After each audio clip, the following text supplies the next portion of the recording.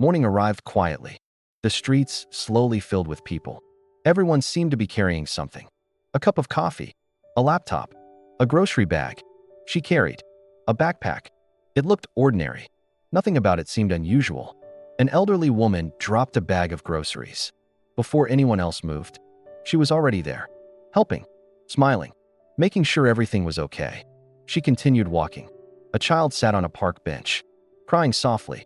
She stopped again, knelt beside him, waited until his mother returned. Only then did she leave. Later that afternoon, two co-workers argued in the office hallway. Voices grew louder.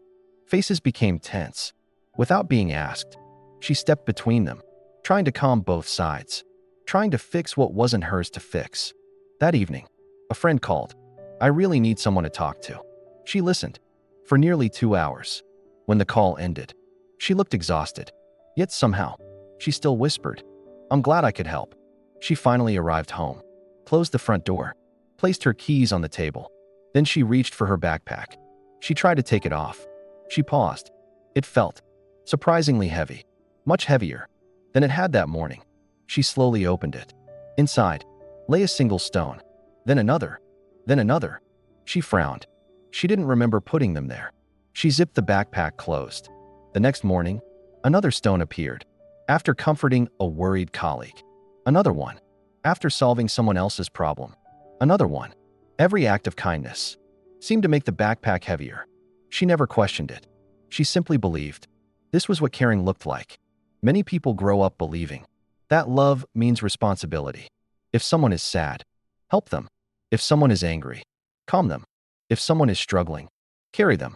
Compassion is beautiful, but sometimes, without noticing, compassion quietly becomes obligation. And obligation can become a burden, not because you don't care, but because you started carrying what was never yours. She looked once more at the heavy backpack. For the first time, she quietly wondered, why does this feel so heavy? The backpack grew heavier. Day after day, she never questioned it. She simply adjusted the straps and kept walking. One afternoon, she passed an old bridge. A little boy struggled to carry a box that was far too heavy for him. Without hesitation, she walked over. She lifted the box with him.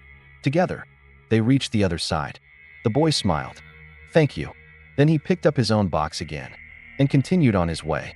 She watched him disappear into the distance. Something about that moment felt different. She had helped, but she hadn't carried the box. All the way home, that evening, another friend called. "I don't know what to do anymore." She listened carefully. She offered kind words. She stayed present. But this time, when the conversation ended, she didn't spend the next 3 hours trying to solve every possible problem. She simply whispered, "I hope things get better for you." And she allowed the silence to remain. For many people, this feels uncomfortable because somewhere along the way, we learned that caring means fixing. If someone cries, we must stop the tears. If someone struggles, we must find the answer. If someone is disappointed, we must somehow make them happy again. But emotions don't work that way. You can offer comfort. You can offer support. You can offer love. But you cannot live someone else's life for them.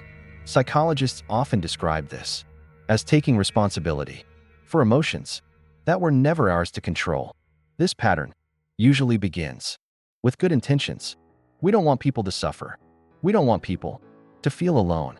So we carry one small burden, then another, and another, until one day, our own shoulders begin to ache.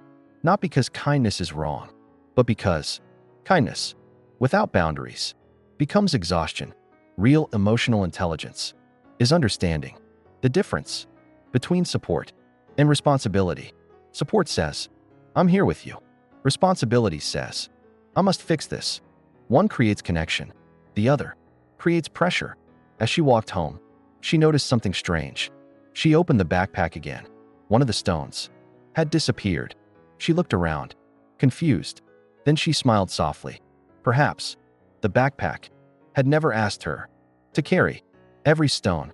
Perhaps she had simply placed them there herself. The next morning, she packed her backpack. As usual, before leaving, she looked inside. Only a few stones remained. She smiled, closed the zipper, and stepped outside. The world hadn't changed. People still worried. People still argued. People still cried. Compassion was still needed. But something inside her had changed. On her way to work, she noticed a coworker, looking frustrated. "I don't think I'll finish this project." She listened. She offered an idea. She encouraged him. Then she returned to her own work. For the first time, she didn't stay late, trying to solve someone else's responsibility. That afternoon, her phone rang. A friend sounded upset. "I don't know what to do." She took a slow breath. Instead of searching for the perfect answer, she simply asked, "What do you think you need right now?" There was a long silence. Then, for the first time, her friend began finding the answer on their own. Sometimes, people don't need us to carry them. Sometimes, they simply need someone willing to walk beside them. That evening, she stopped at a quiet park. She sat on a wooden bench. The backpack rested beside her. She opened it again. Only one stone remained. She held it gently, turning it over in her hands. It wasn't heavy anymore. She stood up, walked toward a small river, and quietly placed the final stone on the riverbank, not throwing it away, not pretending it never existed, simply choosing not to carry it anymore. The backpack was finally empty. She lifted it. For the first time, it felt almost weightless. She laughed softly, not because life had become easier, but because she finally understood an important difference. Kindness doesn't require self-sacrifice. You can care deeply without carrying every burden. You can love someone without living their life for them. Real emotional intelligence is knowing where your responsibility ends and another person's journey begins. Some burdens are meant to teach others how strong they already are. If we carry every stone for everyone, they may never discover their own strength. As the sun slowly disappeared behind the trees, she walked home. The empty backpack moved lightly with every step. She still helped people. She still listened. She still cared. But she no longer believed that every broken heart, every difficult choice, or every painful moment was hers to fix. Maybe the greatest act of kindness isn't carrying someone else's burden. Maybe it's reminding them that they're strong enough to carry their own. Thank you for spending these moments with Psychology Canvas. If today's story resonated with you, subscribe for more journeys into human behavior, emotional intelligence, and overthinking, because every mind has a story, and every story deserves understanding.